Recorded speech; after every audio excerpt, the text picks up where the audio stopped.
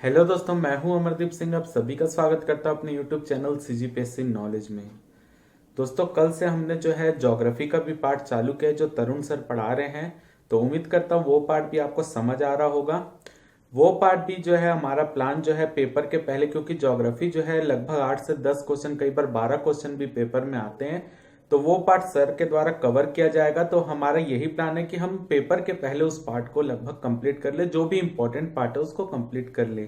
ठीक है। आज के वीडियो में हम जो मुख्य रूप से कवर करेंगे, जो छत्तीसगढ़ में चौथी औद्योगिक नीति चल रही है, इससे जो है पिछले साल भी पीएससी में क्वेश्चन आया था। इसके अलावा अभी जितने करंट में एग्जाम हो उसमें औद्योगिक नीति के उद्देश्य क्या है उससे भी संबंधित पेपर में क्वेश्चन आ रहा है। इसके अलावा जो हमारे छत्तीसगढ़ में कोर सेक्टर है, 4 इंडिया में कोर सेक्टर अलग है, छत्तीसगढ़ में कोर सेक्टर अलग है। आखिर ये कोर सेक्टर होता क्या है, इसका पैमाना किस आधार पर तैयार किया जाता है कि कौन सा उद्योग सूक्ष्म उद्योग है, कौन सा कोर सेक्टर है, या इसका पैमाना क्या है, इसको आज हम इस वीडियो में कवर करेंगे। ये वीडियो आपके आने वाले एग्जाम के लिए काफी ज्यादा इंपॉर्टेंट है। अगर आपको ये वीडियो अच्छा लगे तो वीडियो को जरूर लाइक कीजिए। तो चलिए चालू करते हैं। सबसे पहले हम देखते हैं कि अभी जो छत्तीसगढ़ में है वो है 4th औद्योगिक नीति, जो कि 1 नवंबर 2014 से चालू होकर 31 अक्टूबर 2019 तक चल रही है। ठीक है, यानी करंट में हमारी चौथी औद्योगिक नीति चल रही है। तो पेपर में यह भी आता है क्वेश्चन, कौन सी औद्योगिक नीति चल रही है, तो चौथे नंबर की। कब से कब तक चल रही है, 1 नवंबर 2014 से 31 अक्टूबर 2019। आपको याद रखना है कि छत्तीसगढ़ में जितनी भी अभी नीतियां चल रही वो नवंबर से चालू हुई है, ये भी आपको याद रखना है, क्योंकि पेपर में ऑप्शन अप्रैल मार्च वाला भी देता है। ठीक है, तो 1 नवंबर 2014 से 31 अक्टूबर 2019। ठीक है, तो सबसे पहली जो हमारी इंडस्ट्रियल पॉलिसी थी, जो पहले नंबर की, वो 2001 से लेकर 2006 तक के लिए लाई गई थी। लेकिन जब 2003 में फिर उसके बाद इलेक्शन हुआ, गवर्नमेंट चेंज हो गई, तो उसके कारण क्या हुआ, ये औद्योगिक नीति बीच में ही बंद हो गई। ठीक है, तो पहली औद्योगिक नीति 2001 से 6 तक लाई गई थी, लेकिन 2003 में ये बंद हो गई। इसके बाद जो गवर्नमेंट है, बीजेपी गवर्नमेंट, उनके द्वारा सेकंड इंडस्ट्रियल पॉलिसी चालू किया गया, जो कि 2004 से लेकर 2009 तक चली। यानी 1 नवंबर 2004 से लेकर 31 अक्टूबर 2009 तक सेकंड इंडस्ट्रियल पॉलिसी चली। तीसरी इंडस्ट्रियल पॉलिसी जो है वो 1 नवंबर 2009 से लेकर 31 अक्टूबर 2014 तक चली। ठीक है, तो ये हो गया 3 इंडस्ट्रियल पॉलिसी। और चौथी इंडस्ट्रियल पॉलिसी जो है 1 नवंबर 2014 से 31 अक्टूबर 2019 तक चल रही है, जो वर्तमान में है। ठीक है, तो इसमें आपसे और क्या क्वेश्चन पूछ सकता है, क्योंकि जो हमारी पिछली इंडस्ट्रियल पॉलिसी थी उससे ऊपर यह क्वेश्चन आ सकता है कि जो तीसरी इंडस्ट्रियल पॉलिसी है उसमें औद्योगिक विकास दर क्या रही छत्तीसगढ़ की। तो जो छत्तीसगढ़ की औद्योगिक विकास दर रही है वो है 6.07%। ठीक है, एक इंपॉर्टेंट क्वेश्चन है। थर्ड इंडस्ट्रियल पॉलिसी के दौरान छत्तीसगढ़ की जो औद्योगिक विकास दर है वो 6.07% रही है। ठीक है, अगला क्वेश्चन जो है ये भी हमारी औद्योगिक नीति का ही पार्ट है, और इसको जो है पिछले साल का जो पीएससी हुआ था स्टेट सर्विस, उसमें यह क्वेश्चन आया था कि 12वीं पंचवर्षीय योजना में औद्योगिक सेक्टर में कितनी, छत्तीसगढ़ की कितनी वार्षिक वृद्धि का लक्ष्य रखा गया था।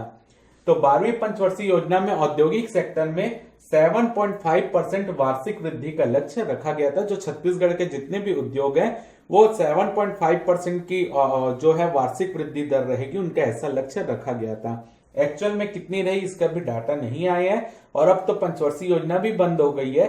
ठीक है, तो आपको ये पिछले बार का क्वेश्चन है कि 12वीं पंचवर्षीय योजना में औद्योगिक सेक्टर में कितने वृद्धि का लक्ष्य रखा गया था वार्षिक वृद्धि का, तो ये 7.5%।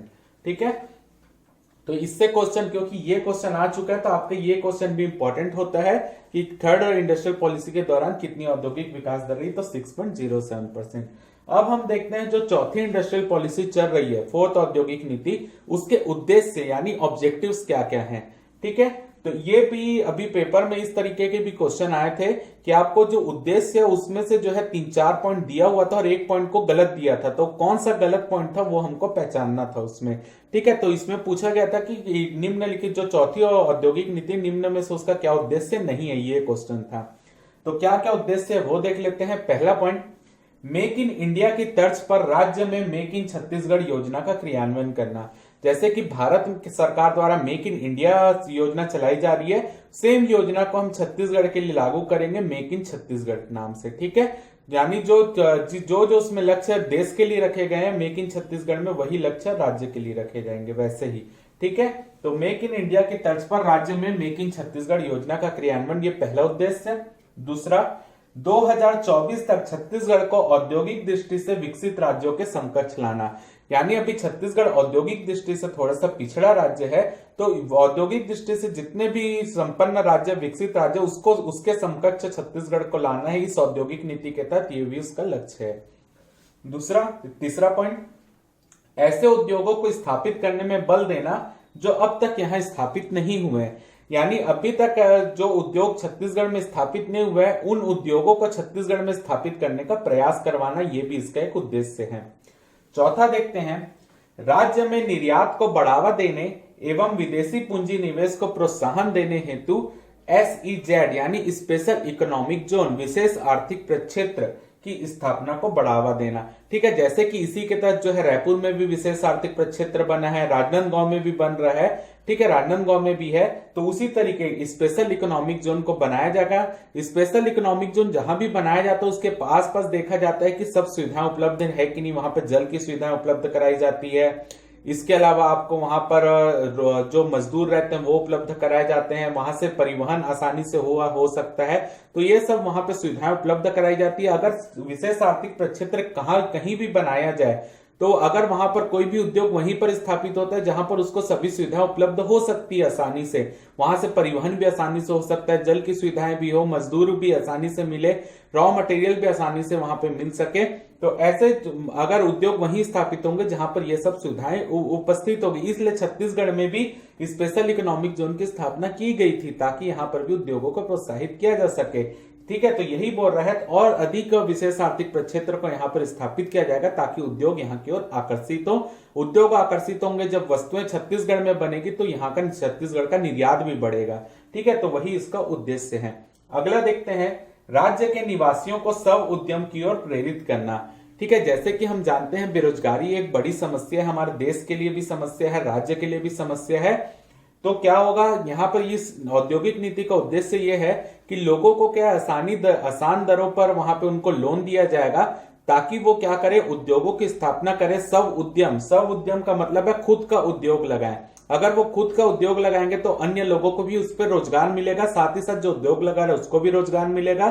ठीक है, तो इसके तहत क्या होगा, जो बेरोजगारी दर है उसको कम किया जा सकता है। इसी के लिए राज्य के निवासियों को स्व उद्यम की ओर प्रेरित करना, यह भी एक उद्देश्य है। अगला देखते हैं, राज्य में पिछड़े विकासखंड को विकसित करके विकसित विकासखंड के समकक्ष लाना। यानी ऐसे विकासखंड जो अभी पिछड़े हुए हैं, वहां पर उद्योग स्थापित नहीं है, और जहां जिन विकासखंड में उद्योग स्थापित है वो विकसित विकासखंड है, तो जो पिछड़े विकासखंड है वहां पर भी उद्योगों को स्थापित करके जो है दोनों, जो पिछड़े विकासखंड को भी विकसित विकासखंड में परिवर्तित करना, यही एक इसका भी उद्देश्य है औद्योगिक नीति का। अगला देखते हैं, प्रदूषण मुक्त कौशल आधारित उद्योगों को प्राथमिकता देना।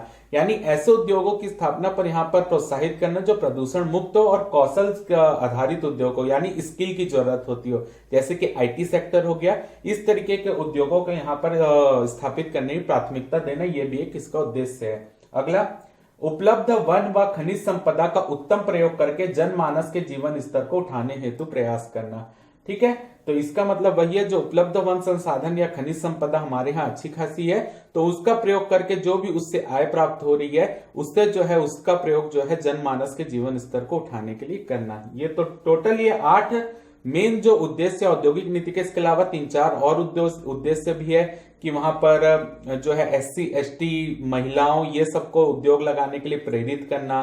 ठीक है, यानी उनको आसान दरों पर लोन उपलब्ध कराना, ग्रामीण क्षेत्रों में अधिकतर उद्योगों की स्थापना करना। तो ऐसे कुछ और उद्देश्य भी हैं, लेकिन जो मेन 8 है वो यही है। ठीक है, तो इसके तहत जो हमने इंडस्ट्रियल पॉलिसी पढ़ा उसके तहत ये 8 मेन ऑब्जेक्टिव हैं। अगला देखते हैं, हम ये भी पढ़ते हैं औद्योगिक नीति के तहत जो है अभी छत्तीसगढ़ में सिंगल विंडो प्रणाली लागू की गई है। तो आखिर ये सिंगल विंडो प्रणाली होता क्या है, ये कहीं भी नहीं लिखा रहता। तो ये सिंगल विंडो प्रणाली जो है उसको हम यहाँ पे डिस्कस करते हैं। छत्तीसगढ़ में जो सिंगल विंडो प्रणाली लागू की गई है उसका नाम है मितान। ये आपको याद रखना है, पेपर में आ सकता है कि सिंगल विंडो प्रणाली जो है उसको छत्तीसगढ़ में किस नाम से बुलाया जाता है, तो वो है मितान। ठीक है, तो सिंगल विंडो प्रणाली क्या है, छत्तीसगढ़ औद्योगिक निवेश प्रोत्साहन अधिनियम 2002 के तहत जो है ये सिंगल विंडो प्रणाली को छत्तीसगढ़ में लाया गया है। देखिए, कोई भी अगर उद्योग को लगाना होता है या कोई उद्योग को आकर्षित करना होता है राज्य में, तो उद्योग लगाने के लिए सबसे पहली चीज ये होती है कि अगर वहां आसानी से उद्योग स्थापित किया जा सके, यानी उनको भटकना ना पड़े कि आपको नामांकन कहीं और कराना पड़े, पंजीयन कहीं और कराना पड़े उद्योग का। इसके अलावा आपको उद्योग लगाने के लिए जो प्रमाण पत्र चाहिए, जो प्रदूषण रहित होना चाहिए, ये सब जो प्रमाण पत्र उद्योगों को लगाने के लिए चाहिए, बहुत सारे प्रोसेस होते हैं। तो उनके लिए अलग अलग स्थान होते हैं, वो जो उद्योग लगाना चाहते हैं वो अलग अलग स्थान भटकते हैं जाके। तो सिंगल विंडो प्रणाली ये प्रणाली है कि उनको जो उद्योग लगाने के लिए जितने भी आवश्यक चीजें होती है, चाहे वो उद्योगों का पंजीयन कराना हो, नामांकन कराना हो या प्रमाण पत्र प्राप्त करना हो, तो इस सिंगल विंडो प्रणाली के तहत उनको केवल एक ही स्थान पर वो सभी चीजें उपलब्ध कराई जा रही है। ठीक है, तो सिंगल विंडो प्रणाली को ही एकल खिड़की प्रणाली भी कहा जाता है हिंदी में। तो यही जो है इस योजना का उद्देश्य है कि सिंगल विंडो प्रणाली यानी उद्योग लगाने के लिए जितनी भी आवश्यक चीजें होती हैं या जो भी उनको जैसे प्रमाण पत्र प्राप्त करना हो, पंजीयन या नामांकन, उनको एक ही जगह में सब प्राप्त हो जाएगा। ठीक है, तो जो सिंगल विंडो प्रणाली है दो स्तर में काम करती है, एक होता है जिला स्तर, एक होता है राज्य स्तर पर। ठीक है, तो दोनों जगह ये मौजूद है, हर जिले में भी मौजूद है, राज्य में इनका हेड ऑफिस जो है वो राज्य स्तर में है। ठीक है, तो ये जो है यही है सिंगल विंडो प्रणाली सिस्टम कि उनको एक ही जगह सब चीजें मिल जाए। तो ये है छत्तीसगढ़ औद्योगिक निवेश प्रोत्साहन अधिनियम 2002 के तहत ये स्थापित किया गया है। ठीक है, अगला देखते हैं हम निवेश के आकार की दृष्टि से उद्योगों की श्रेणी। देखिए, आज तक हम केवल यही पढ़ते हैं कि सूक्ष्म एवं लघु उद्योग, फिर पढ़ते हैं मध्यम उद्योग, बृहद उद्योग, मेगा उद्योग या अल्ट्रा मेगा प्रोजेक्ट जो होते हैं, आखिर होते क्या हैं। ठीक है, तो उद्योगों की श्रेणी के या आप बोल लीजिए निवेश के आकार के आधार पर उद्योगों को 5 श्रेणी में बांटा जाता है। पहला होता है सूक्ष्म एवं लघु उद्योग, उसके बाद होता है मध्यम उद्योग, उसके बाद होता है बृहद उद्योग, उसके बाद होता है मेगा उद्योग या मेगा प्रोजेक्ट, और उसके बाद होता है अल्ट्रा मेगा प्रोजेक्ट। ठीक है, तो सबसे पहले हम देखते हैं सूक्ष्म एवं लघु उद्योग किसको बोला जाता है।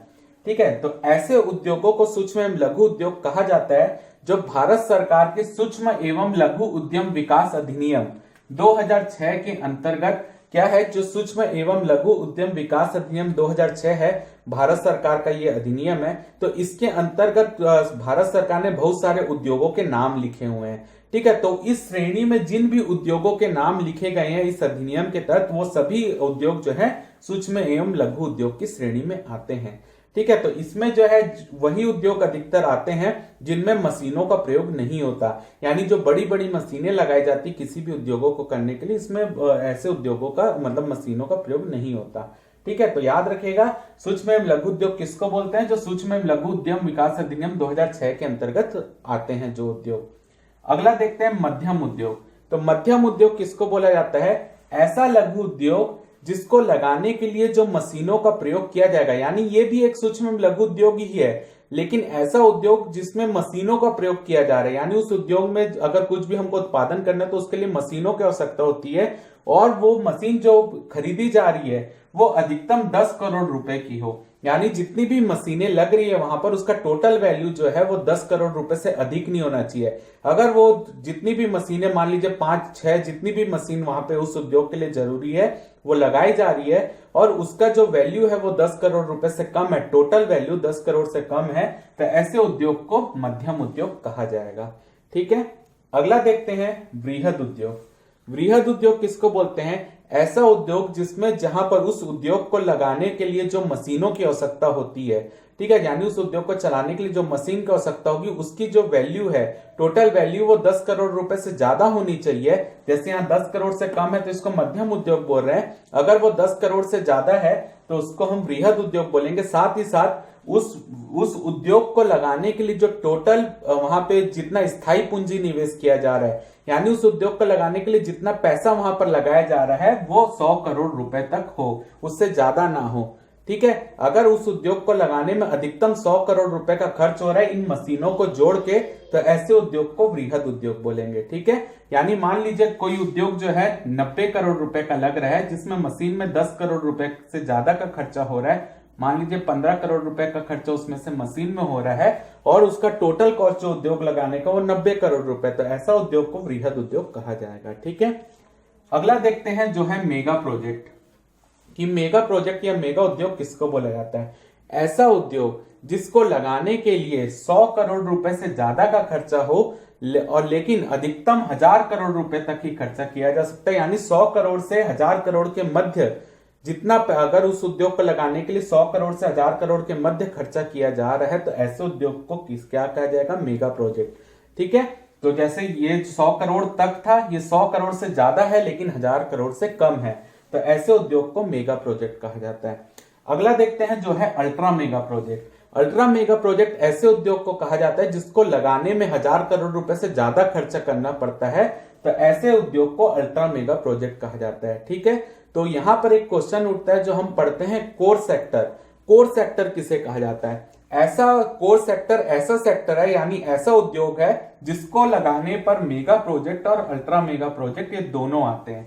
ठीक है, यानी ऐसा प्रोजेक्ट जिसको लगाने में 100 करोड़ रुपए से ज्यादा खर्चा किया जा रहा है, ठीक है, तो उसको, और 1000 करोड़ से कम, उसको मेगा प्रोजेक्ट कहा जाता है। जहां पर 1000 करोड़ से ज्यादा खर्चा होता है उसको अल्ट्रा मेगा प्रोजेक्ट कहा जाता है। तो कोर सेक्टर में वही सेक्टर आते हैं जो या तो मेगा प्रोजेक्ट के अंतर्गत हो या अल्ट्रा मेगा प्रोजेक्ट के अंतर्गत हो। यानी कोर सेक्टर वही सेक्टर है जिसको लगाने में न्यूनतम 100 करोड़ से ज्यादा पूंजी लगी हो। ठीक है, क्योंकि मेगा प्रोजेक्ट में 100 करोड़ लग रही है और अधिकतम तो 1000 करोड़ से ज्यादा जितनी भी लग रही हो।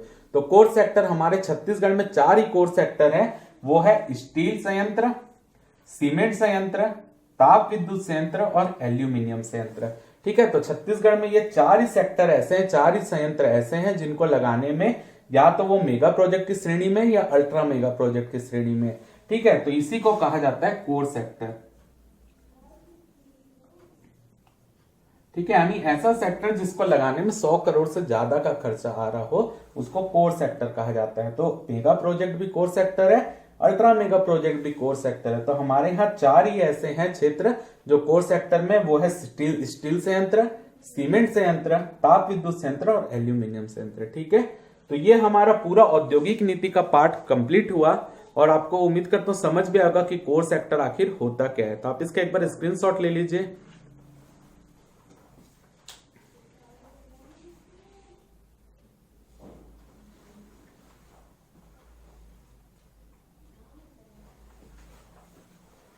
तो उम्मीद करता हूं आपको आज का वीडियो जो है वो अच्छा लगा होगा। अगर आपको वीडियो अच्छा लगा हो तो वीडियो को जरूर लाइक कीजिए, चैनल को सब्सक्राइब कीजिए, ज्यादा से ज्यादा शेयर कीजिए। फिलहाल के इस वीडियो में सिर्फ इतना ही।